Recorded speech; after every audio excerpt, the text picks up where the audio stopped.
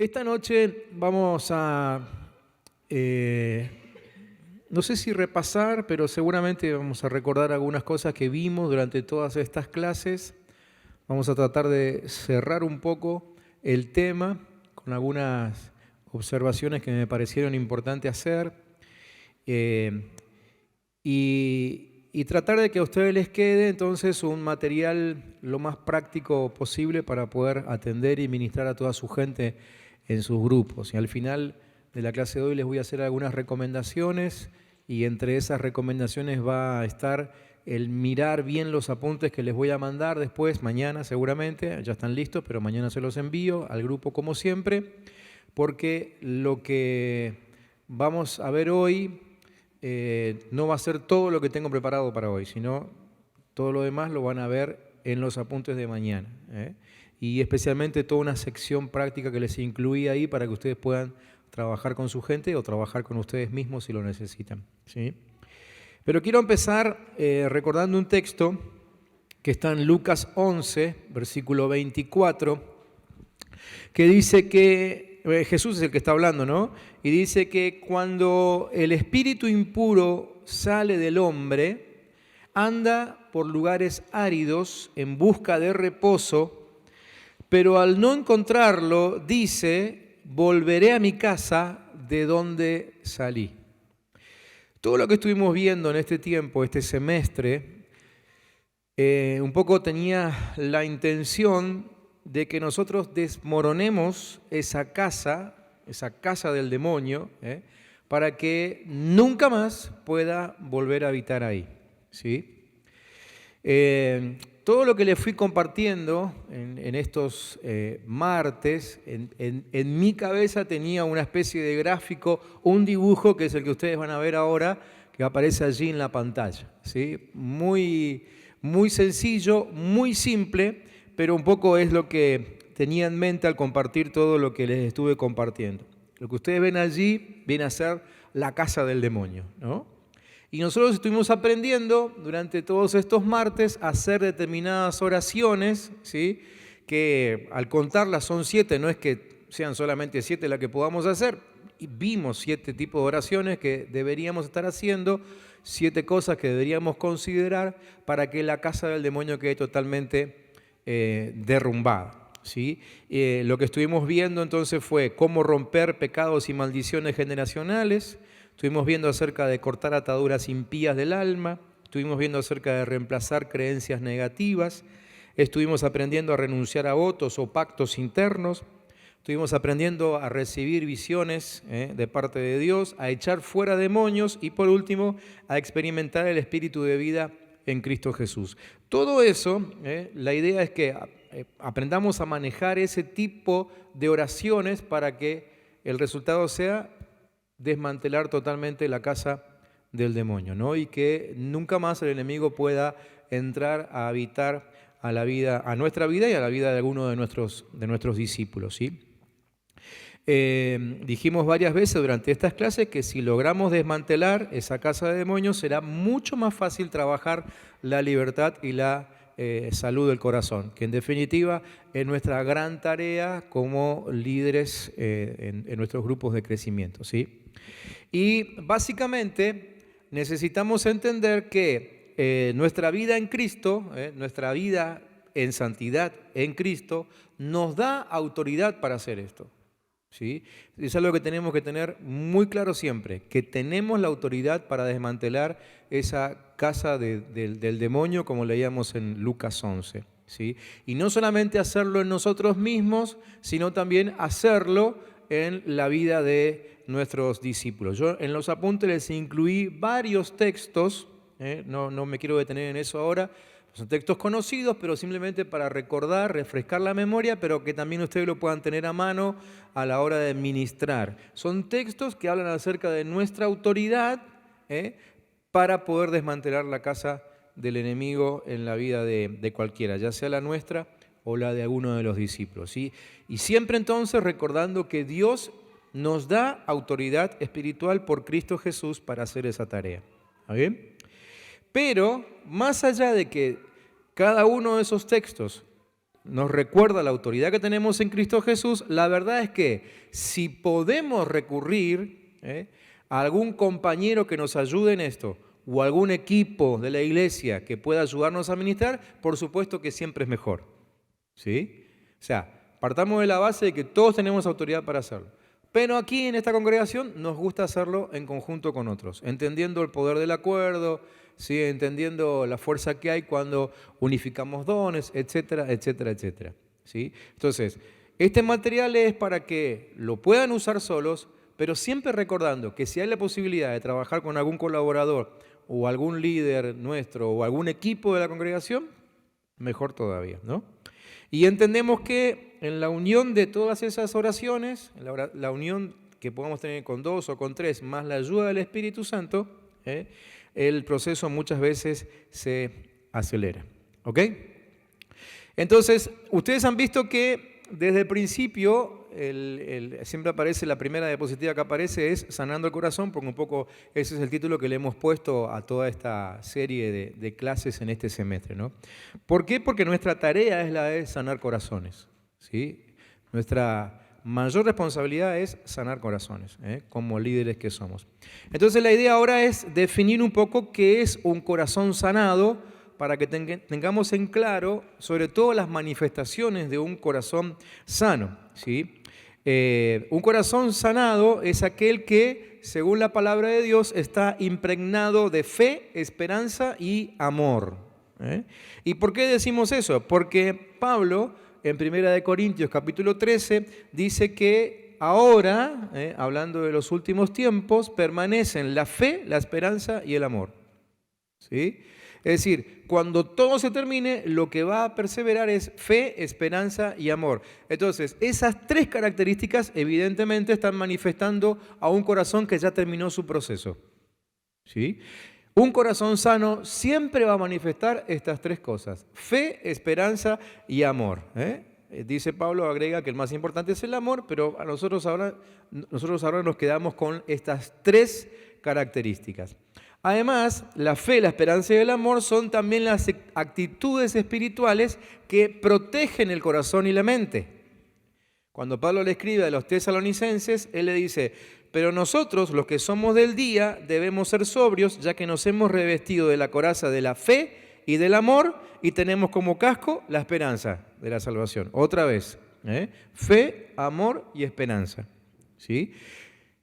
Así que ustedes acá con esto ya empiezan a determinar quién tiene un corazón sano y a quién todavía le falta una vuelta de rosca, ¿no? Fe, esperanza y amor son las 3 características que se empiezan a manifestar acerca de un corazón sanado. Estas 3 características, según Hebreos 10:22, también son las que nos garantizan el acceso a la habitación del trono, o sea, a la presencia de Dios, ¿no? Dice Hebreos 10:22, acerquémonos con corazón sincero, en plena certidumbre de fe, purificados los corazones de mala conciencia y lavados los cuerpos con agua pura. Ahí habla del corazón verdadero. El corazón verdadero es la manifestación del amor, ¿sí? Habla de la fe y habla de la conciencia limpia, y la conciencia limpia es lo que da lugar a la esperanza. Otra vez, fe, amor y esperanza. ¿Sí? Esas 3 características también son el objetivo de nuestra instrucción, o sea, el por qué enseñamos a la gente. Pablo le escribe a Timoteo y les dice: el propósito de este mandamiento es el amor, nacido de corazón limpio, de buena conciencia, otra vez, que representa esperanza, y la fe no fingida. ¿Sí? O sea, amor, esperanza y fe siempre aparecen como manifestación de un corazón sano. ¿Sí? ¿Me siguen? Y una más. Si hay algo por lo cual podemos elogiar a alguien, como lo hace el apóstol Pablo, es por fe, esperanza y amor. Y ahí le puse otra vez 2 textos, Efesios 1 y Colosenses 1, donde el apóstol elogia tanto a los efesios como a los colosenses por tener fe, esperanza y amor. ¿Sí? Así que la gran manifestación de que un corazón está sano es que ustedes van a empezar a ver en sus discípulos fe, esperanza y amor. Por supuesto que sabemos, y no voy a entrar en eso ahora, no tiene mucho que ver con lo que hoy quiero compartir, pero es muy probable de que las 3 cosas no empiecen a darse al mismo tiempo, ¿sí? Quizás alguno empiece a manifestar amor primero, les faltará fe y esperanza, o empezará con la fe primero y después manifestará esperanza y amor, ¿sí? Pero en definitiva, cuando las tres cosas empiecen a manifestarse, ustedes estarán delante de un discípulo que ya está empezando a tener un corazón sano. Su corazón está siendo sanado, ¿ok? Esto creo que también nos sirve a nosotros mismos, ¿no? Para preguntarnos, bueno, ¿cómo está mi corazón? Bueno, observen su fe, observen su esperanza y observen su amor, ¿sí? Por el contrario, un corazón herido, que también les puse ahí una listita simplemente para que ustedes la tengan a mano siempre, porque son las cosas que le van a mostrar que hay que trabajar con determinada persona o quizás con ustedes mismos, tiene que ver con esto. Un corazón que no está sano es un corazón atribulado, y ahí están todos los textos, ¿no? Ustedes lo van a leer después detenidamente. Atribulado, angustiado u oprimido, enojado, desanimado, abandonado o agraviado, enfurecido, afligido, endurecido, dubitativo, altivo y ultrajado. Todas esas son características de un corazón que necesita todavía continuar con el proceso de sanidad. ¿Sí? Entonces la gran pregunta para nosotros y para la gente con la que ustedes trabajan es, ¿existen todavía en nosotros áreas que nos perturban o que nos roban la fe, la esperanza o el amor? Es una buena pregunta para empezar un proceso de sanidad, ¿sí? Insisto, con nosotros también. ¿Existen situaciones que no podemos afrontar con un corazón lleno de fe, de esperanza y de amor? Bueno, si es así, entonces necesitamos sanidad todavía. ¿Ok? Ahora, al trabajar en la sanidad del corazón, tenemos que entender cómo acceder al corazón, ¿sí? Bueno, los martes anteriores estuvimos viendo formas de entrar al corazón, pero hoy quiero redondear con esto, básicamente. Para poder acceder al corazón necesitamos entender el lenguaje del corazón, que no es el mismo lenguaje de la mente. ¿Sí? Cuando ustedes trabajan con una persona, siempre se van a encontrar con una posibilidad de estas dos, o que la persona manifieste un lenguaje mental o que manifieste un lenguaje del corazón. ¿Sí?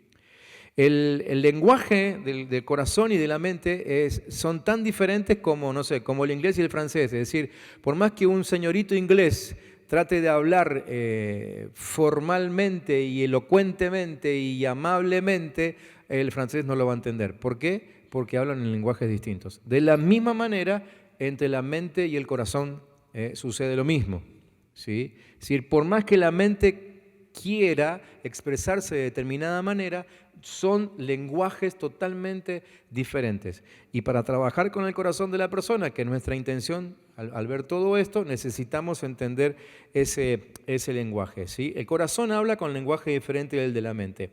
La mente tiene un razonamiento analítico. El razonamiento analítico es el lenguaje de la mente. Ahí les puse un texto como ejemplo, pero la Biblia está llena de estos ejemplos. El ejemplo que les puse es el de Mateo 16, donde Jesús les dijo, abran los ojos y cuídense de la levadura de los fariseos y de los saduceos. Si el Señor apareciera hoy aquí y le dijera eso a ustedes, ¿ustedes qué entenderían? ¿Que le está hablando acerca de qué? ¿Del pan? No, a ustedes. Si se lo dijera a ustedes, ¿qué entenderían ustedes?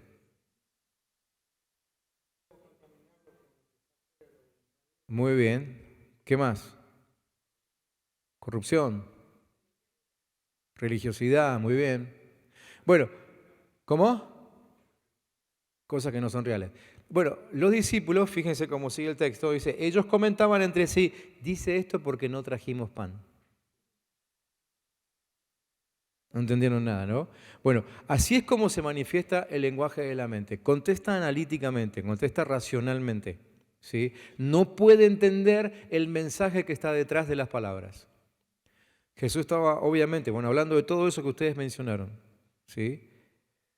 Y ellos estaban entendiendo simplemente como que estaban hablando de pan de harina, ¿no? Bien, ese es un lenguaje de la mente. Entonces se dan cuenta que aquí ellos no podían entender lo que Jesús le estaba diciendo. El lenguaje de la mente es diferente al lenguaje del corazón, ¿sí? El razonamiento mental ocurre cuando uno solo razona y no fusiona la razón con la fe y la revelación del Espíritu Santo. O sea, esto no quiere decir que el razonamiento nunca es útil. El razonamiento no es útil cuando no condice con la revelación. Ahora, cuando mi razonamiento se desprende de una revelación, entonces sí, ahora se lo voy a mostrar. Pero entonces sí sirve. Pero cuando actúa desencajadamente, como ese texto que les leí en Mateo 16, entonces el razonamiento no sirve para nada. Y solamente estamos hablando en lenguaje mental. ¿Sí? ¿Cuál es el lenguaje del corazón entonces?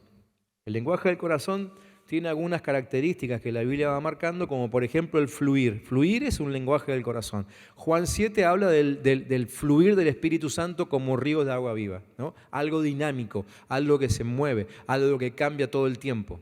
Ese es un lenguaje del corazón. Para la mente es siempre igual, es siempre monótono, es siempre lo mismo. ¿Por qué? Porque tiene que tener relación con algo que ya existió.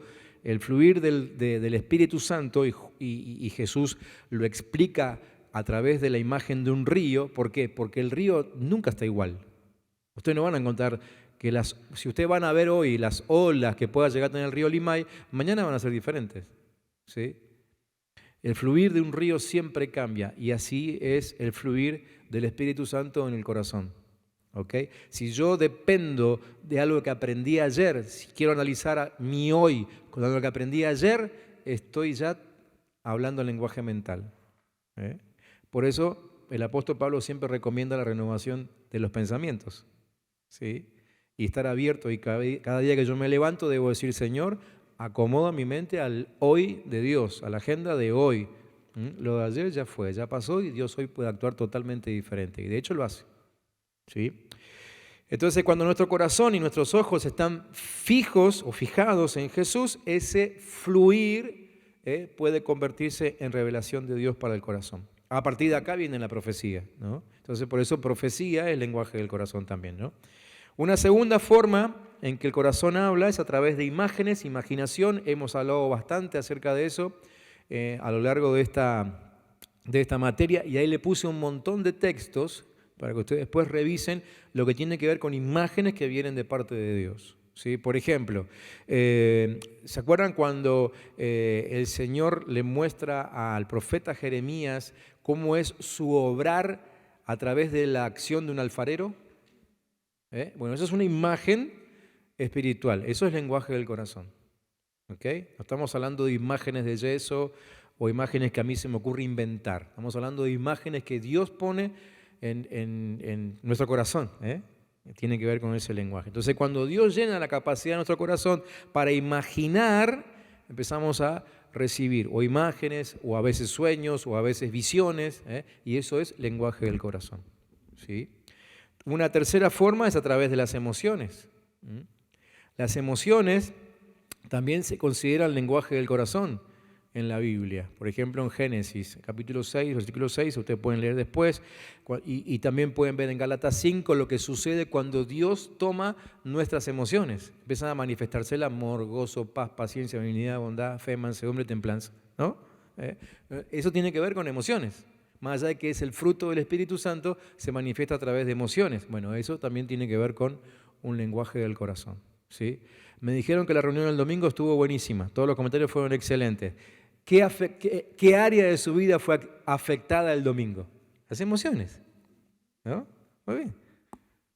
Es un lenguaje del corazón. Y creo que por los comentarios que estuve leyendo, parece que entre ustedes se entendieron muy bien con ese lenguaje, a tal punto de que hubo un solo discurso.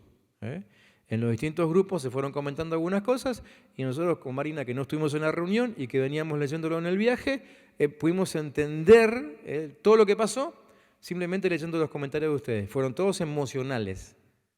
¿Sí? Y con esto estoy diciendo que las emociones no están mal, no son malas. ¿Sí? Dios puso a nosotros emociones, y cuando las entendemos y las usamos bien, es un lenguaje que el corazón utiliza para transmitir ciertos principios a nuestra vida. ¿Sí? Y una forma más de comunicar del corazón es la meditación. El meditar también es lenguaje del corazón. ¿sí? Cuando Dios llena nuestra capacidad para meditar, entonces, ¿qué sucede? Esa meditación se transforma en, escuchen esto, razonamiento ungido. El otro razonamiento, el lenguaje de la mente, no tiene nada que ver con lo ungido, ¿sí? Pero el razonamiento que proviene de una meditación, eso sí es lenguaje del corazón. ¿Sí? ¿Me siguen ahí? Entonces, un razonamiento ungido en el que fluye el Espíritu Santo, como le decía hoy, y obviamente el Espíritu Santo es el que se transforma en el guía del proceso de razonamiento y lo termina convirtiendo en meditación divina. Y a partir de esta meditación divina, que trae un razonamiento divino, ¿qué es lo que se le agrega como consecuencia de ese lenguaje? Iluminación, Pablo habla de eso en Efesios 1, percepción, se habla de eso en el Salmo 73, revelación, otra vez Efesios 1. Todo eso viene como consecuencia de una meditación, pero divina.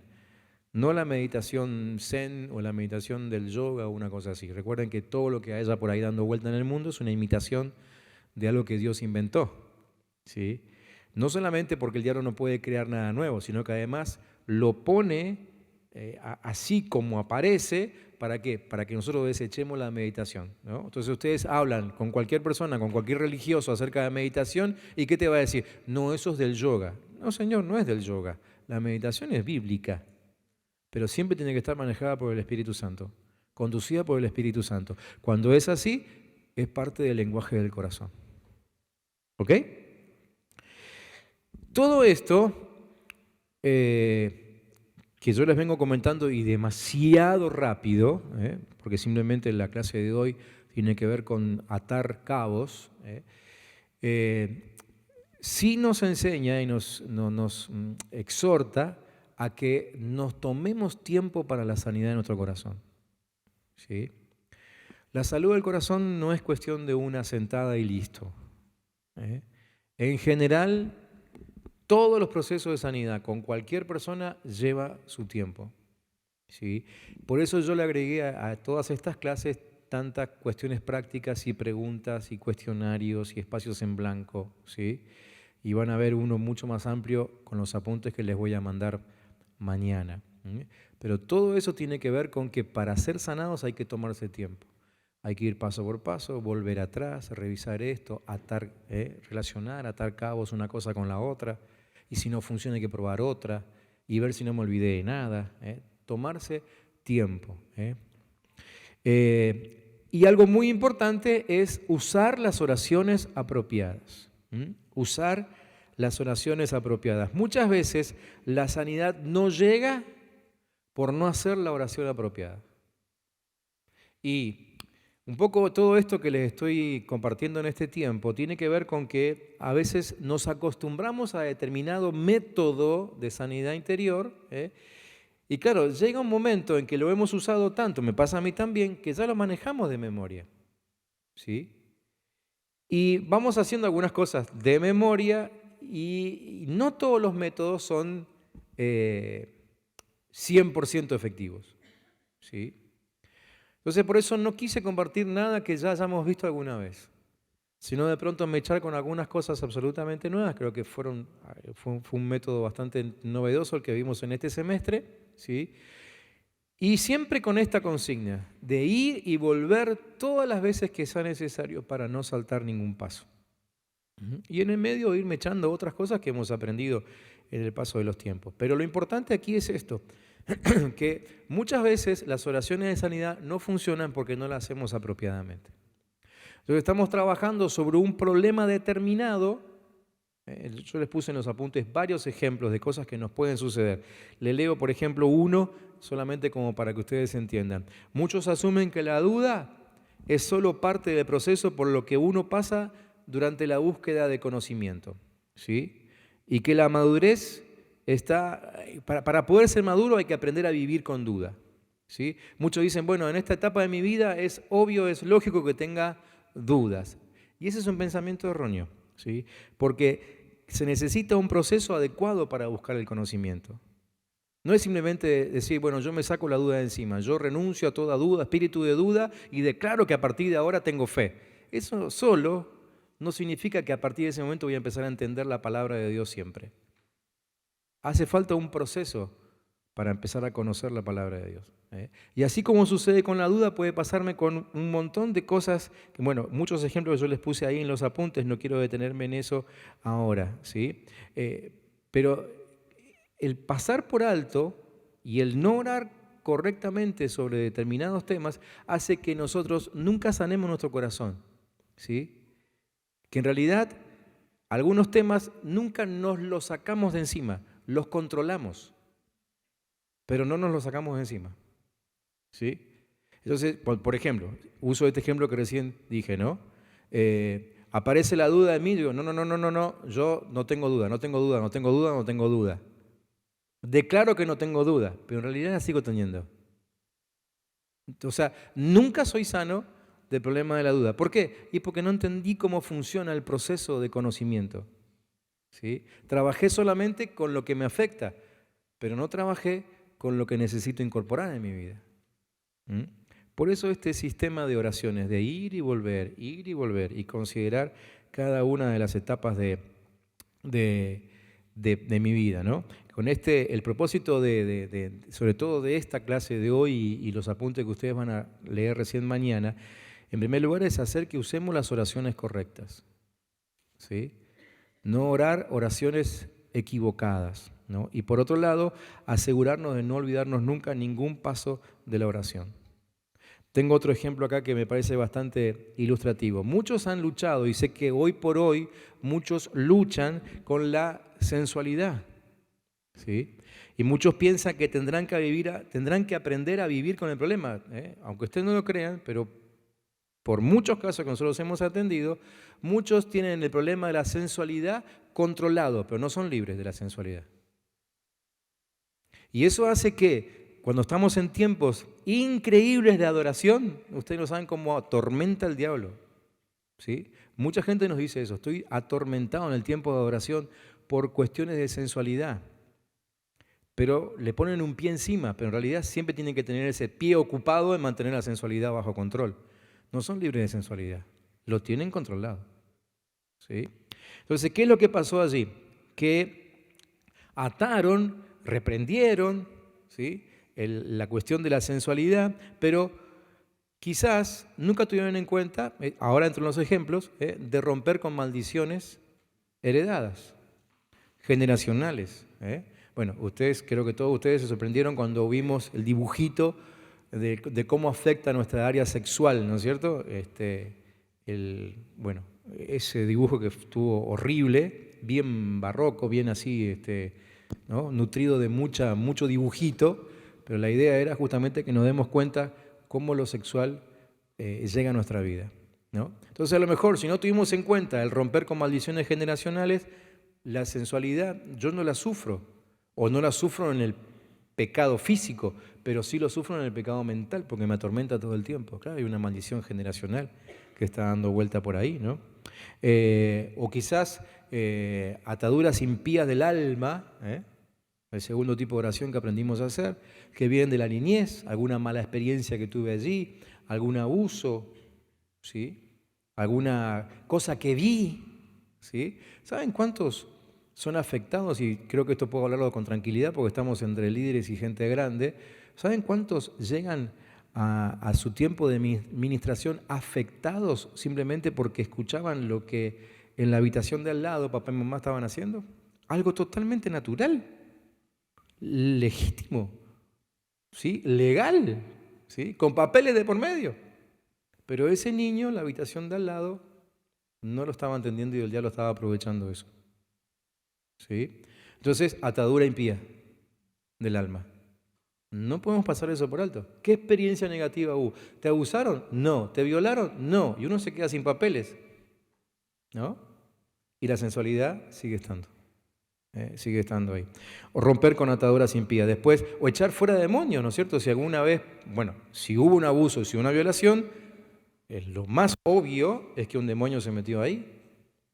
¿Sí? Muy bien. Quizás dijimos, pero este es un hermano de la iglesia, no voy a estar echando demonios de él, de ella. Bueno, ya explicamos la diferencia entre estar poseído y estar endemoniado, ¿sí? Son dos cosas diferentes, revisen los apuntes si no se acuerdan. Entonces, cuando las oraciones correctas generalmente experimentan, o cuando se hacen las oraciones correctas, generalmente se experimenta un gran alivio sexual, ¿no? Y la persona dice, gracias a Dios, ahora estoy libre. Pero todavía queda un detalle. Nos olvidamos que nosotros somos seres sexuales. ¿Sí? Y entonces, claro, al flaco se le cruzó una piba vestida de manera quizás no adecuada delante de sus ojos, a él le llamó la atención y dijo, no puede ser, otra vez volvió al mismo pecado. No había vuelto al pecado, es que es un ser sexual y se va a sentir atraído por el sexo opuesto. De hecho, si no fuese así, sería para dudar, ¿no? Entonces, tenemos que aprender a manejar con eso. No digo que esté bien, que cuando pasa alguien del sexo opuesto por delante yo aproveche. No, porque soy un ser sexual. No digo que esté bien. Tiene que ver con motivaciones, tiene que ver con perversiones mentales de otro tipo. Pero digo, estoy hablando únicamente de la carga que se genera en una persona cuando de pronto algo del sexo opuesto le atrae. ¿Sí? Entonces, atendamos eso con mucha delicadeza, y pidámosle al Señor que nos enseñe a discernir de qué estamos hablando, de qué tema, de qué problema, de qué situación estamos hablando con la persona que tenemos adelante. ¿Sí? Por eso la idea de atravesar todas estas diferentes oraciones que fuimos viendo cada uno de estos martes. La verdad es que nadie debería tener que luchar constantemente con esas batallas internas, ¿no? Entonces,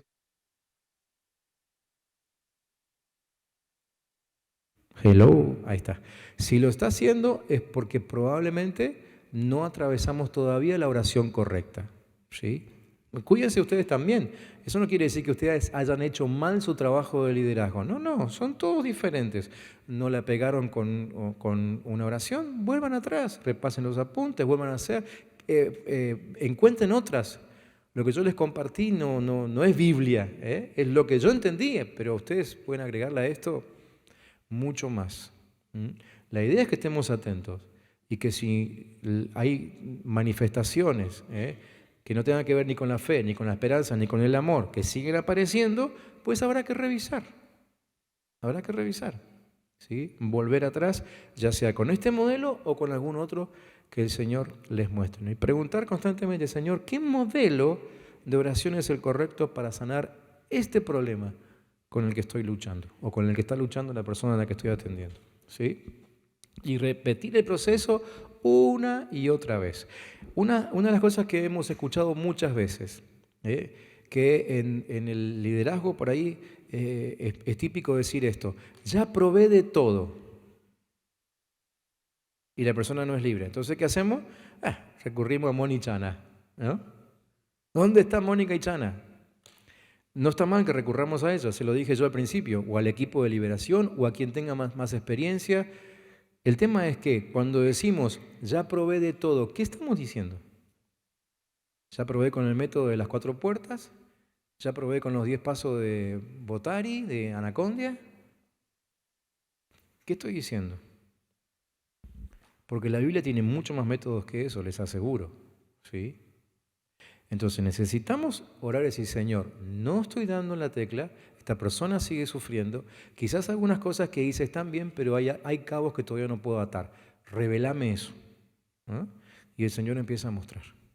Por eso es tan importante que nosotros mismos hayamos pasado por este proceso primero, para poder tener la mente, una mente que tenga la seguridad de que nosotros mismos la casa del demonio está totalmente desmantelada.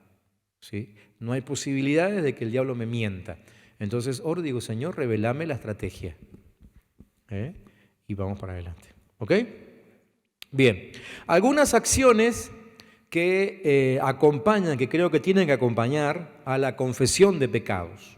¿Sí? Como verán, la clase de hoy no es una clase que va así, digamos, todo hilada, sino son distintas observaciones que quise dejarles antes de terminar con esta materia. Algunas acciones que acompañan a la confesión de pecados. En primer lugar, establecer barreras. establecer barreras. Es decir, la imagen es esta, una persona en el medio, ¿sí? Y un cerco alrededor de la persona para que el enemigo no pueda volver a atacar. ¿Ok? Entonces comenzamos diciendo, Señor, ¿qué barreras necesito construir o quieres que construya a mi alrededor para que ya no sea susceptible a la tentación? ¿Sí? Tengo que establecer barreras. Pablo le escribe a Timoteo y le dice que huya de las pasiones juveniles. ¿Sí? Entonces, cuando ustedes leen ese texto, más que hacerse una imagen de alguien que está huyendo, literalmente huyendo, háganse la imagen de alguien que establece un cerco. ¿Por qué? Porque a mí me pasó. Durante mucho tiempo yo entendí esto como que me tengo que ir, me tengo que ir, me tengo que ir. Claro, después me di cuenta que me tengo que ir del mundo.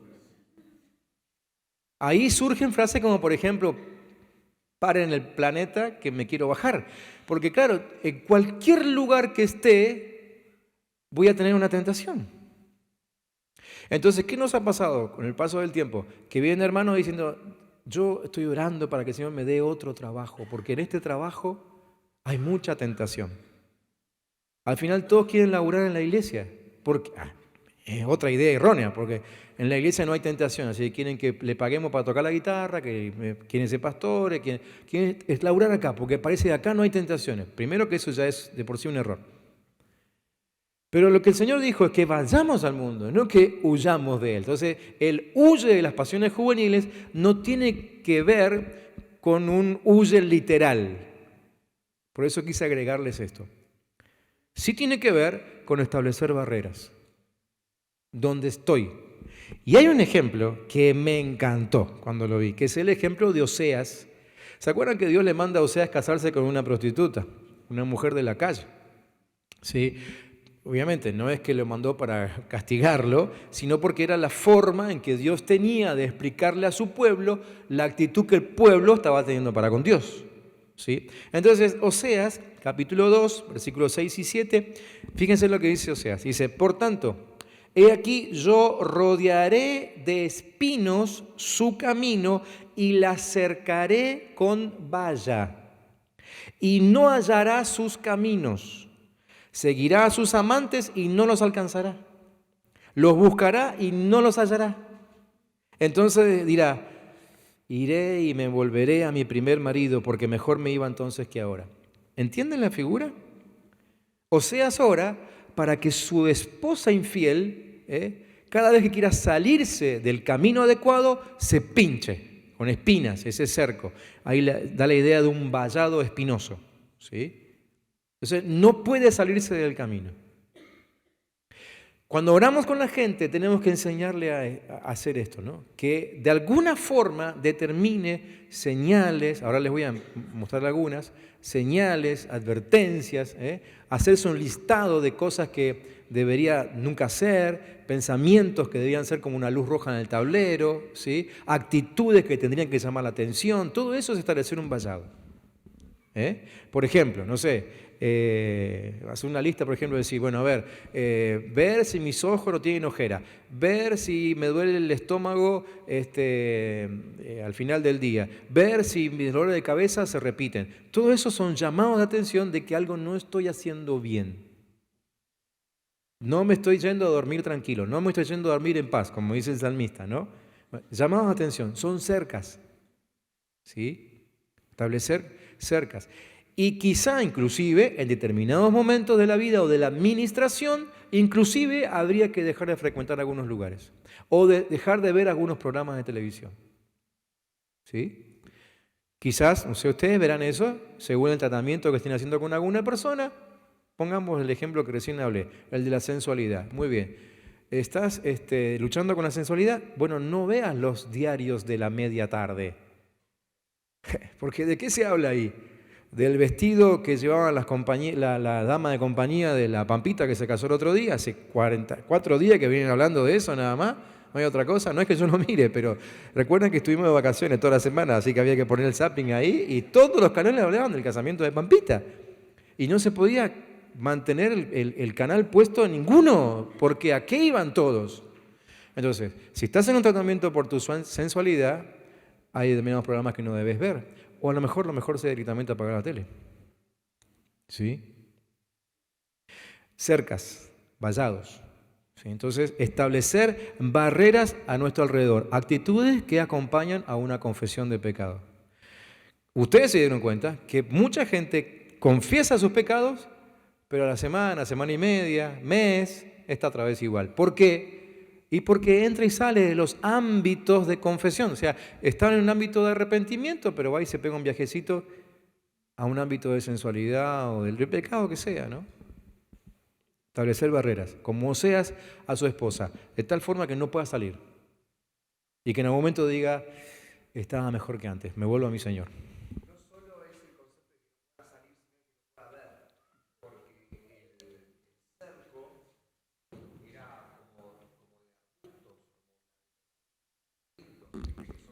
Exactamente. Muy bien. Tal cual. Perfecto, gracias. Muy buen aporte. ¿Sí? Bien. Y la segunda actitud tiene que ver con recompensar, que también acompaña al acto de confesión de pecados. El recompensar básicamente tiene que ver con el hecho de dañar a una persona. Cuando yo dañé a alguien, la actitud que acompaña mi confesión de que eso estuvo mal es ir y recompensar a la persona. ¿Sí? Por ejemplo, yo dañé a alguno de ustedes, entonces me agarra mi líder y me dice, mira, lo que hiciste está mal. Uy, cierto, tenés razón. Bueno, vamos a orar. Señor, te pido perdón. Pero el otro hermano, al que dañé, nunca se enteró. ¿Sí? Entonces, ¿qué actitud ayuda a eso para fortalecer la salud de mi corazón? La recompensa. Aquella persona que confesara el pecado que cometió y compensara enteramente el daño, compensará enteramente el daño y añadirá sobre ello la quinta parte y lo dará a aquel contra quien pecó, dice Números 5:7. ¿Sí? Entonces no es solamente confesar. Una de las cosas que nosotros nos sacamos de encima fue la confesión pública del catolicismo, ¿no? Dijimos, no, eso es del catolicismo, yo no voy a ir a confesar mi pecado, eso es de una religión pagana. Entonces, suscribimos la confesión al ámbito privado, mío. Y si es yo y el Señor a solas, mejor todavía, cosa que ni mi líder se entere. ¿Sí? Y quitamos esto. Y esto es palabra de Dios. La confesión de pecado y sobre todo el daño a un tercero tiene que ser recompensada. ¿Se acuerdan cuál fue la consecuencia lógica? Entendemos que lógica y divinamente lógica en Zaqueo después de ese encuentro con Jesús.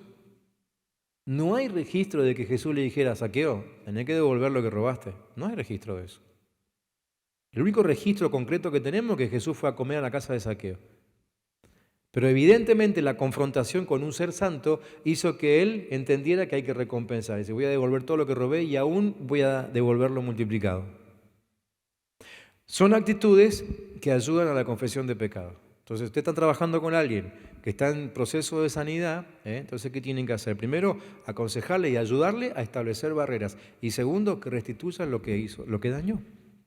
Que lo restituya de alguna manera.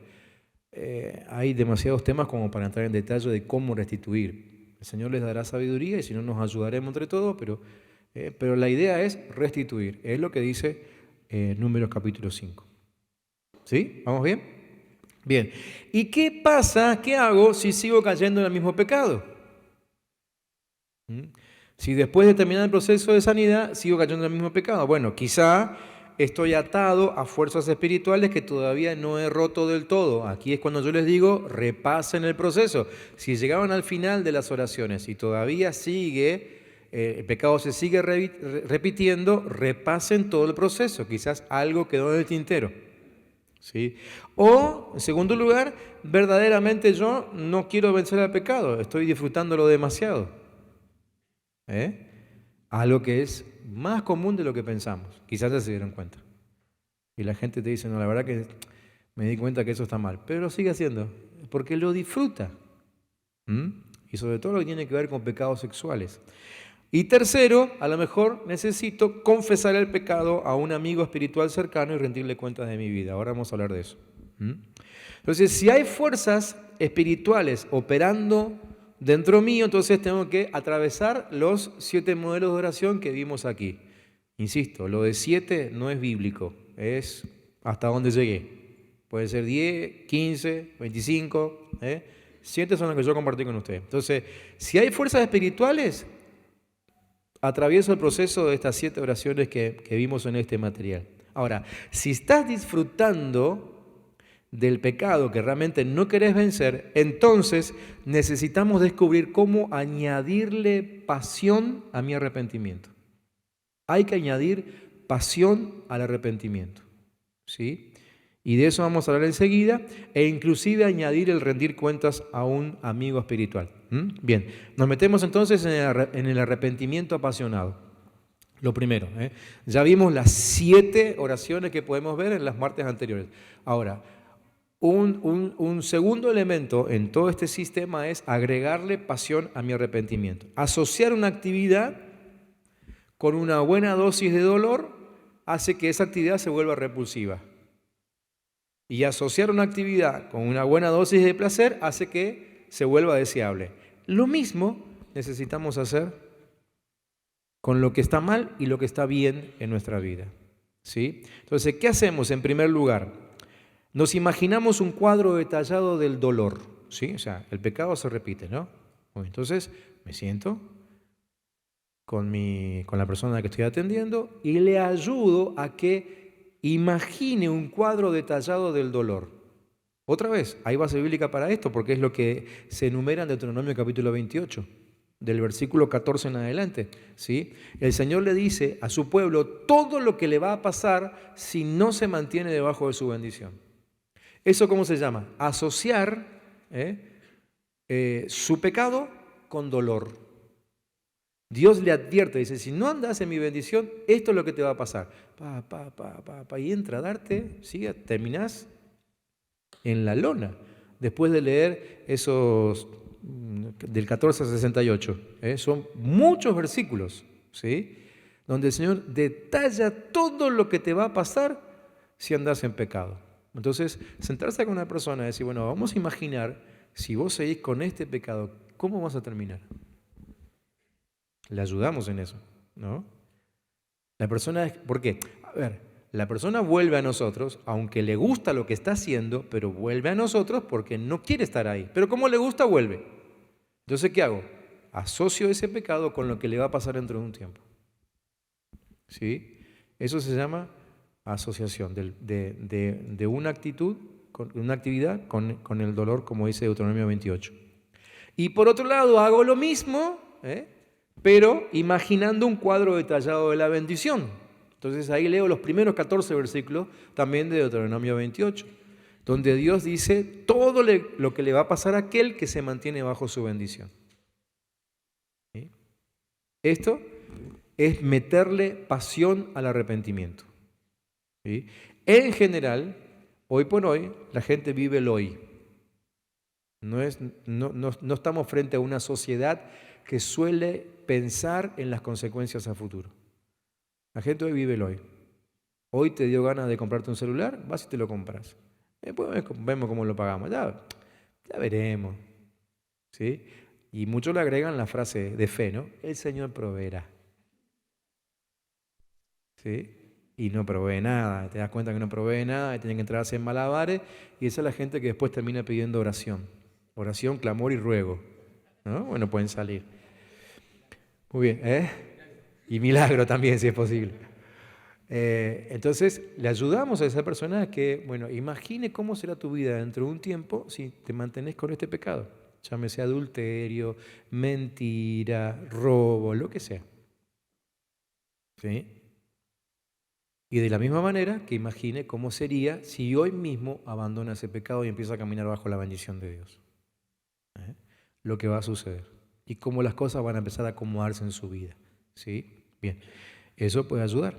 Fíjense que la pérdida de pasión de Asaf, ¿se acuerdan de Asaf? ¿Sí? ¿Tienen en mente el Salmo 73? ¿Todos han leído el Salmo 73? ¿Quién no leyó el Salmo 73? ¿Quién no se acuerda? ¿No se acuerdan? Ya, tómense un minuto, ahí entre dos, lean el Salmo 73. Ya mismo, recuérdenlo. Entre dos que estén ahí juntos, Salmo 73, rápido.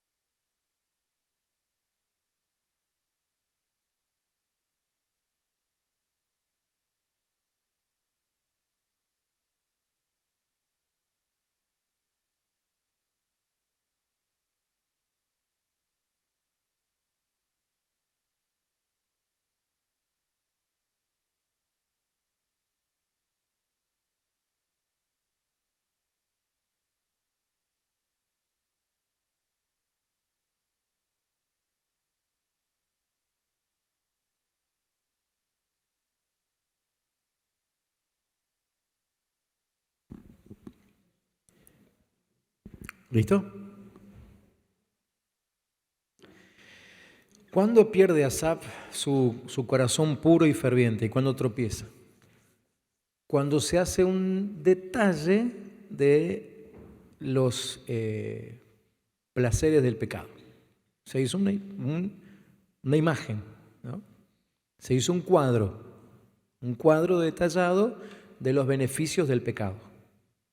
Cuando él sacó sus ojos del Señor y empezó a mirar que al malvado le iba bien, que nunca lo condenaba a nadie, que dijo, ¿para qué voy a seguir sirviendo al Señor? ¿Sí? Perdió su pasión. Entonces, el crearse imágenes, tanto negativas como positivas, tiene su tremendo valor. Y eso lo tenemos que usar para generar en nosotros pasión por el arrepentimiento. Así como Asaf lo agarró no es que él dijo, mañana a la mañana me levanto y hago un cuadrito de los placeres del pecado. No, él no dijo eso. A él lo agarró de sorpresa y un día se encontró haciendo un detalle de los beneficios del pecado. Así como él agarró de sorpresa, a nosotros podemos usar eso a propósito. Decir, bueno, vamos a hacernos un cuadro deliberadamente, tanto del pecado como de la bendición. ¿Sí? Y usar eso para sanar nuestro corazón o para trabajar en la sanidad del corazón de otro, ¿no? Entonces él a causa de esto, tuvo envidia del orgulloso, vio su prosperidad, vio una vida sin dolor, supuestamente, ¿sí? Sus despilfarros, sus burlas de los demás, incluido la burla a Dios, ¿no? Entonces, ¿qué pasó después? Después entró en la presencia de Dios, o Dios lo llevó a su misma presencia y empezó a tener otro cuadro, un cuadro detallado del final de sus vidas. Ese es el cuadro detallado del dolor del que yo les estoy hablando ahora. O sea, ahora, en el hoy, todo le va bien al pecador. Pero ¿cómo será el cuadro de su vida al final? Entonces, el hacerse un cuadro detallado del dolor, a Asaf, ¿qué le produjo? Pasión por arrepentimiento, pasión por volver a la presencia de Dios. Entonces, cuando él pudo ver el final, entonces dijo, no, la verdad que sí. La primera impresión de Asaf le atrajo hacia la maldad, pero su segunda impresión le atrajo hacia una vida recta. Entonces, ¿qué necesitamos? Cuidar las imágenes de nuestra mente o generar a propósito imágenes que nos acerquen a Dios. Eso es ponerle pasión al arrepentimiento. Así es como le ponemos pasión al arrepentimiento. ¿Sí? ¿Ok? Asociado a esto está en las cosas que pensamos. ¿Son de la carne o son del espíritu? O sea, ¿estamos pensando en cosas de la carne o las del espíritu? Fíjense, Romanos 8 dice, porque los que son de la carne piensan en las cosas de la carne, pero los que son del espíritu en las cosas del espíritu. Porque el ocuparse de la carne es muerte, pero el ocuparse del espíritu es vida y paz. Entonces ayudamos al otro a que determine, ¿lo que estás haciendo ahora es de la carne o es del espíritu? Y la persona va a poder identificar si es de la carne o del espíritu. Entonces después de decir, bueno, mira, si te seguís ocupando de las cosas de la carne, dice la palabra que el fin es muerte. ¿Sí? Le enseñamos a vencer a la carne con el espíritu, no con la carne. La carne no puede vencer a la carne. ¿Sí? Así que hermanos, deudores somos, no a la carne, para que vivamos conforme a la carne, porque si viven conforme a la carne, morirán. Pero si por el Espíritu hacen morir las obras de la carne, vivirán. Entonces, ¿cómo se vence la carne? Con el Espíritu. Eso me quita a mí del medio. Esa gente que dice, no, yo prometo, voy a hacer un esfuerzo para no hacer esto otra vez. Eso es actuar en la carne. Entonces, no se vence la carne con la carne, se vence la carne con el Espíritu. Tengo que darle lugar al Espíritu sí o sí, porque todos los que son guiados por el Espíritu de Dios, estos son hijos de Dios. ¿Sí? Y el último paso de todo este proceso, entonces dijimos, arrancamos con las oraciones que aprendimos los martes anteriores. Segundo paso, le ponemos pasión al arrepentimiento. Y el tercer paso, confesar el pecado a algún amigo espiritual cercano y rendirle cuentas.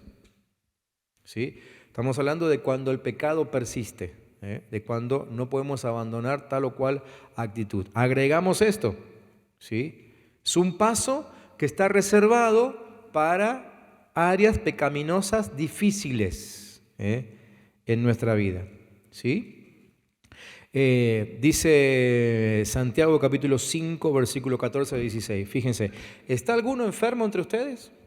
llame a los ancianos de la iglesia y oren por él, ungiéndole con aceite en el nombre del Señor. Y la oración de fe salvará al enfermo, y el Señor lo levantará. Y si hubiere cometido pecados, le serán perdonados. Confiésense sus ofensas unos a otros y oren unos por otros para que sean sanados. La oración eficaz del justo puede mucho. Aparentemente, en el contexto, se está hablando de una enfermedad física, pero la verdad es que ustedes pueden revisar todo el texto y nunca se aclara si es una enfermedad física. Puede ser física, puede ser emocional o puede ser espiritual. ¿Sí? Cualquiera de las tres. Porque nunca se aclara que sea una enfermedad física, no se especifica. Entonces puede tratarse de cualquiera. Lo que sí es cierto y queda bien claro es que si se permite que un pecado continúe y crezca en nuestras vidas, con el tiempo se va a transformar en una enfermedad física y o emocional. Eso sí queda claro, ¿sí? Y esto está claramente ejemplificado por Job capítulo 33. En Job capítulo 33, uno de sus amigos llamado Eliú le explica a Job que Dios nos dice lo que pasa en nuestras vidas. E inclusive él dice cómo Dios nos va advirtiendo. Dice que empieza hablándonos por sueños. Job 33, 14, 16 dice: sin embargo, en una o en dos maneras habla Dios, pero el hombre no entiende. Por sueño, en visión nocturna, cuando el sueño cae sobre los hombres, cuando se adormecen sobre el lecho, entonces revela al oído de los hombres y les señala su consejo.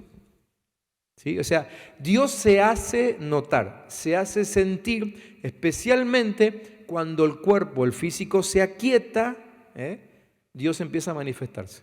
Por eso habla de la hora del sueño. ¿Sí? El propósito, la razón para este consejo de Dios en nuestros sueños por la noche también se ve en versículos 17 y 18. Dice: para quitar al hombre de su obra y apartar del varón la soberbia. Detendrá su alma del sepulcro y su vida de que perezca a espada. ¿Por qué habla Dios en sueños o en visiones o a la hora del descanso? Para que el hombre no peque. ¿Sí? Entonces vemos a Dios todo el tiempo intentando apartarnos del pecado por medio de estos sueños. Ahora, si nosotros no escuchamos a esa voz de Dios en las horas en que el cuerpo físico se aquieta, Dios sigue intensificando su hablar. ¿Sí? Dice que nos habla de una segunda manera, que es por medio del dolor y la enfermedad. Versículo 19 al 21 dice: también sobre su cama es castigado con dolor fuerte en todos sus huesos, que le hace que su vida aborrezca el pan y su alma la comida suave. O sea, empieza a perder el apetito. ¿Sí? Su carne desfallece de manera que no se ve, y sus huesos, que antes no se veían, ahora aparecen. Qué flaco que estás, ¿qué te está pasando? ¿Ah? Decimos entre nosotros, ¿no? Bueno, esa es una de las formas que Dios tiene de hablar. ¿Con qué frecuencia usa Dios este proceso? Job 33, 29 dice: he aquí, todas estas cosas hace Dios 2 y 3 veces. ¿Sí? Así que Dios insiste en hacerte saber que estás en pecado. ¿Y cuál es el propósito final? Versículo 30. Para apartar su alma del sepulcro y para iluminarlo con la luz de los vivientes. Así que Dios llega a tu vida y empieza a avisarte. ¿Sí? Varias cosas salen aquí a luz. Primero, que Dios está intentando ayudarnos a vencer nuestro pecado, hablándonos de ello durante la noche. Si dejamos que el pecado continúe, entonces Dios permite que el dolor y la enfermedad que el pecado produce en nuestros cuerpos nos ataque. Y por favor noten esto: no es una enfermedad ni un dolor que el Señor envíe. Lo que el Señor hace es permitir. ¿Por qué? Porque el pecado ya de por sí trae dolor y enfermedad. Es una consecuencia del pecado, dolor y enfermedad. Pero cuando nosotros nos mantenemos en un ámbito de arrepentimiento constante, Dios nos protege de ese dolor y enfermedad. Ahora, cuando estamos empecinados en seguir pecando, estamos hablando del pecado que se reitera, ¿no? Cuando el pecado se sigue reiterando en nosotros porque lo estamos permitiendo, entonces Dios dice: bueno, a ver, me corro un ratito, y el dolor y la enfermedad, que son consecuencias del pecado, nos afectan. Es una de las formas en que Dios nos habla, ¿sí? Entonces, ahí es cuando entendemos Santiago 5. Si el pecado ha sido de esos persistentes y derivó en enfermedad en nuestro cuerpo, entonces ahí es cuando tenemos que tomar el último paso del que estamos hablando ahora, que es confesar a un amigo cercano. A un amigo cercano y espiritual, ¿sí? Ahí se habla de anciano, ¿sí? Esa palabra no tiene que confundirnos. Anciano no es ni viejo ni es cargo, ¿eh? ¿Por qué? Porque la palabra anciano también se usaba para determinados cargos. Ustedes ven, en la Biblia no aparece la palabra pastor. No existe, en las iglesias no existían los pastores, existían los ancianos. Anciano como cargo, ¿sí? Timoteo era joven, pero tenía el cargo de anciano, ¿sí? Bueno, aquí anciano no es ni viejo ni cargo, sino que es autoridad espiritual. ¿Sí? Entonces, voy a una persona que a mí me representa autoridad espiritual. ¿Por qué autoridad espiritual? Porque ya venció el pecado que yo estoy intentando vencer. ¿Sí? ¿Me siguen hasta ahí? Bien. Entonces, algunas observaciones con respecto a esto último. Primero, no es necesario que confesemos todos nuestros pecados a nuestros amigos, sino solamente aquellos que no podemos terminar de manejar, o mejor dicho, de vencer. No es manejar, es vencer la palabra. ¿Sí? Si tuviésemos de confesar todos los pecados a nuestros amigos, estaríamos la vida entera haciéndolo, ¿no es cierto? Estamos hablando de aquellos pecados que no conseguimos vencer o que hayan terminado resultando en dolor y enfermedad. Cuando yo me doy cuenta que esto me duele el estómago, tengo úlceras, tengo palpitaciones, ¿por qué? Por un pecado que estoy repitiendo, por ejemplo, un pecado de enojo, un pecado de ansiedad, y está afectando mi estómago, lo que sea, entonces, ¿qué hago? Voy a un amigo. ¿No lo puedo vencer? Voy a un amigo, ¿sí? Que es autoridad en temas de enojo o en temas de ansiedad o lo que sea, ¿sí? Hablando de esto, no dejen de leer el último capítulo de las lecturas adicionales, ¿sí? Porque en ese último capítulo el autor habla muy bien de características espirituales y características naturales. Y me llamó mucho la atención esto, porque él habla de aquellos que han conseguido vencer el carácter por obra del Espíritu Santo. Pero él dice que hay otras personas que no tienen problemas de carácter. Esas personas que son apacibles por naturaleza. Y es muy interesante lo que el autor dice, y me encantó. Porque dice, el que es apacible por naturaleza no nos sirve como autoridad espiritual. Porque esa naturaleza le va a jugar en contra. Ustedes lo van a leer después detalladamente, es muy bueno ese capítulo, ¿sí?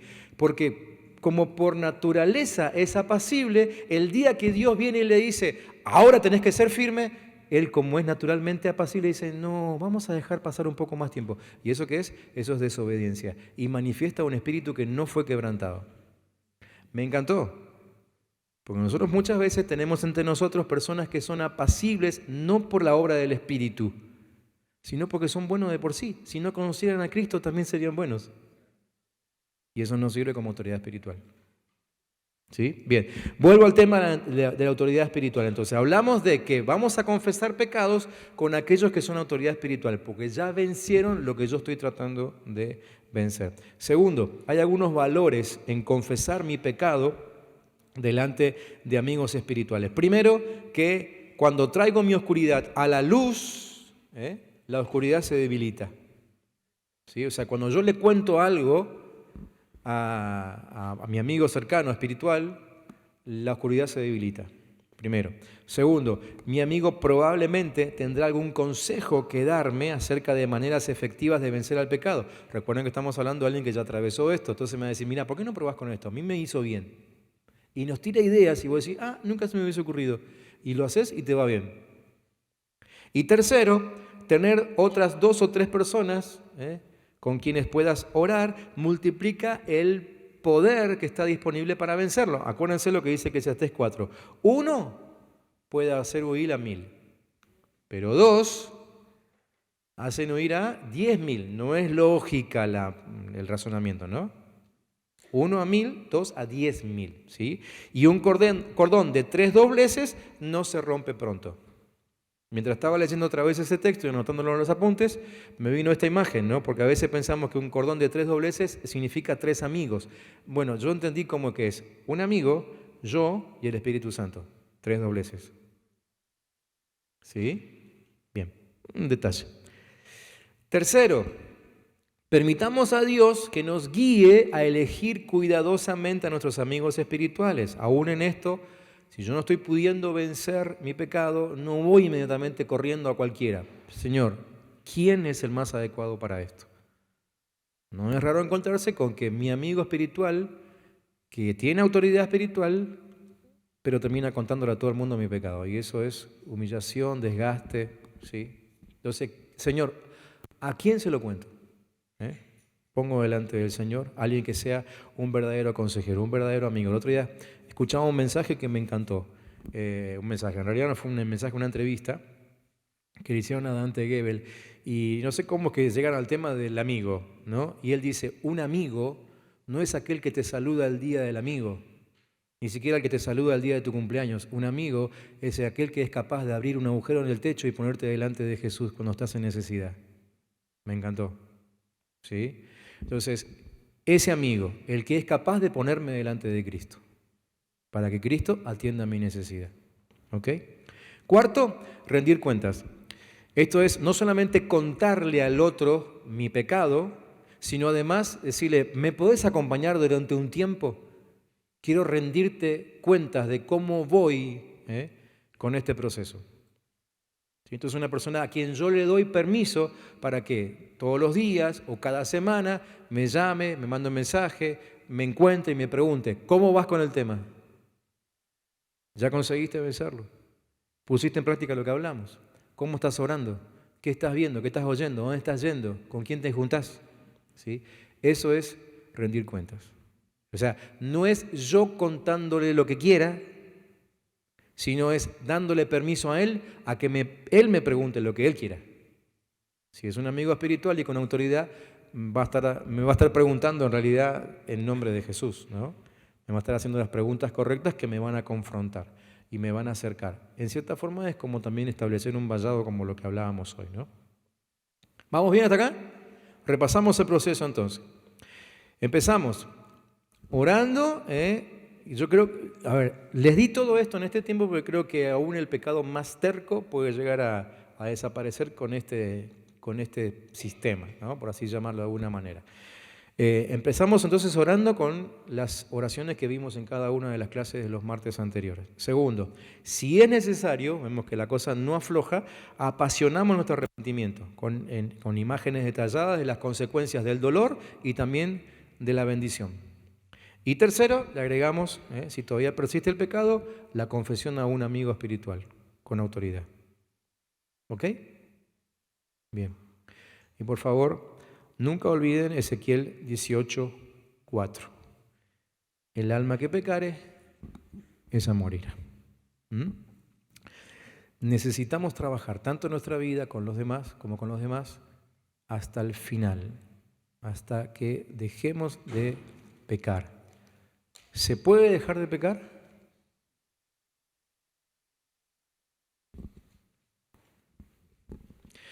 Siempre me llamó la atención la presentación de Juan acerca de Jesús. Cuando Jesús lo va a ver al río Jordán y se deja bautizar por él, Juan no lo presenta como el Cordero de Dios que perdona el pecado del mundo. Lo presenta como el Cordero de Dios que quita. ¿Sí? Entonces, hay un actuar de Dios sobre nosotros que es para perdonar, pero hay un actuar que es para quitar, y ahí es donde tenemos que ir nosotros. ¿Sí? Si nosotros entendemos nuestra vida hoy como parte de una vida que es eterna, entonces la respuesta es sí, se puede dejar de pecar. Probablemente no suceda mañana ni tampoco pasado mañana, pero en mi mente saturada de eternidad de Dios, yo tengo que estar convencido que en algún momento voy a dejar de pecar, porque el Cristo Jesús que se está encarnando en mí vino para quitar el pecado de mi vida. ¿Sí? Que en definitiva es volver al modelo original, lo que Dios quiso hacer cuando creó a Adán y a Eva. Amén. Vamos a orar. Después quiero compartir un par de cositas más, pero quiero que oremos ahora y quisiera guiarles en una oración. ¿Sí? Quisiera pedirles que, si pueden, que repitan esta oración.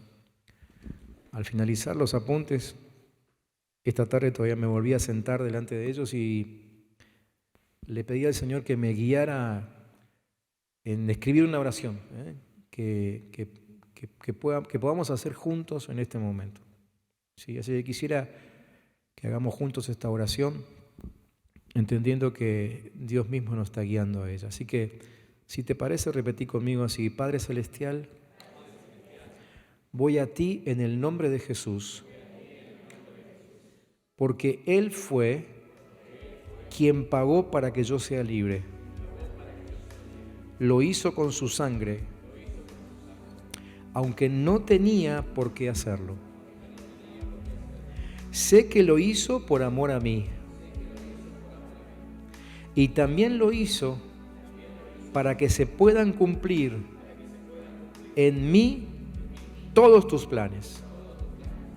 Hoy te pido que tu Espíritu no deje de llamarme la atención cada vez que me desvío de tu camino o que oculto algo que no te agrada. Me resisto a ocultar pecado. Si peco, que tu Espíritu me exhorte inmediatamente. Quiero andar en tu santidad. No quiero perder el privilegio de entrar a tu presencia cada día. Y quiero servirte con poder. Restaura en mí la imagen de Jesucristo. Y tu gloria me envuelva siempre. Amén. Algunas cositas antes de terminar. Como les dije hoy, no dejen de leer los apuntes que les voy a enviar, porque en los apuntes incluyo algunos ejemplos que no les di ahora en la clase, para no tomar demasiado tiempo. Después que terminen los apuntes de hoy, ustedes van a ver una sección de aplicación práctica, que me parece que es lo más largo de los apuntes, ¿sí? Y en esa sección de aplicación práctica vamos haciendo un trabajito paso por paso, llenando espacios en blanco y demás, con estas oraciones y con todo lo que hoy les fui comentando, ¿sí?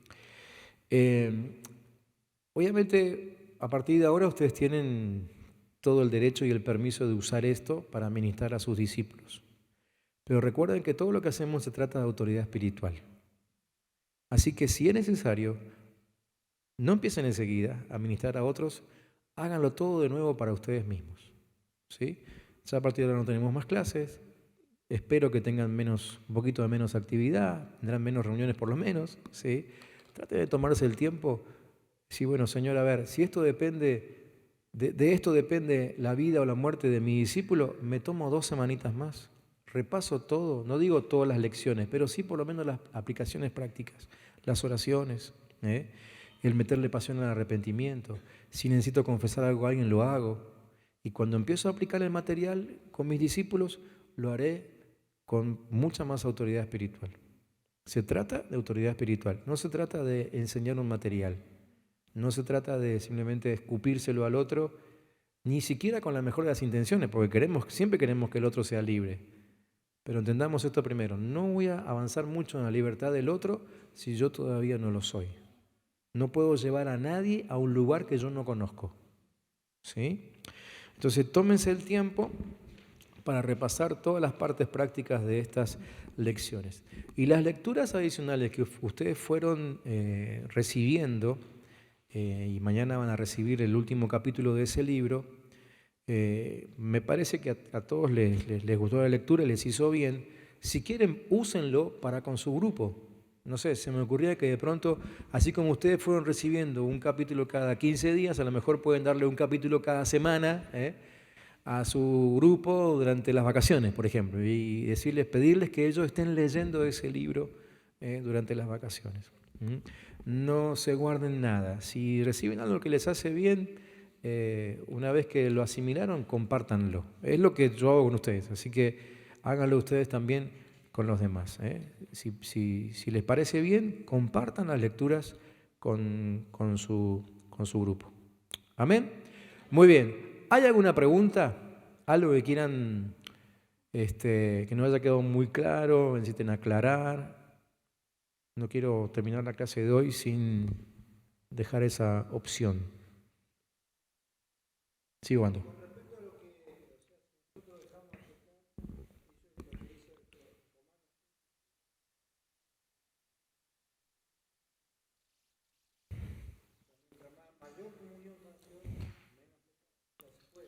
Ni hablar. Hay que ponerse las pilas, muy bien. Dice Obando que cuanto más nos acerquemos al Señor, también menos pecaremos. Amén. Eso es así. ¿Sí? Así que metámosle no solamente pasión al arrepentimiento, metámosle pasión también al acercarse a Dios. Bueno, ustedes han visto en los últimos mensajes, Pablo lo explicó muy bien también el domingo en el mensaje. Venimos hablando de esto porque entendemos, de hecho, me parece que ya todos se dieron cuenta que por donde vamos en este tiempo tiene que ver con esto, ¿no? Con mantenernos debajo de su presencia, por buscar su gloria, por acercarnos más a Él. No hace falta que yo les predique la palabra para este tiempo, ya se están dando cuenta que la cosa va por ahí. Hemos intentado muchas cosas para lograr los objetivos que tenemos. Algunas cosas funcionaron y otras no. Y algo que hablábamos con el equipo ministerial es esto. Tengo la sensación, esto es una sensación mía, de que por más que sigamos intentando lo que no alcanzamos hasta ahora, no lo vamos a alcanzar por nuestras fuerzas. Entonces, ¿qué nos queda? Acercarnos nosotros al Señor y acercar a la iglesia al Señor. Nosotros como líderes, como pastores de la congregación tenemos esa responsabilidad. Llevarlos cada vez más cerca del Señor. Y aún cuando las ministraciones no funcionan, decir, bueno, Señor, yo no me resigno, no sé qué más decir, no sé qué más preguntar, no sé qué otro cuestionario llenar, pero me voy a poner de rodillas con mi discípulo, vamos a buscar tu presencia. Y les aseguro que llega este cambio, el pecado se termina yendo. Bien. ¿Listo? ¿No más? Que el Señor les bendiga. Gracias por el aguante todo este tiempo.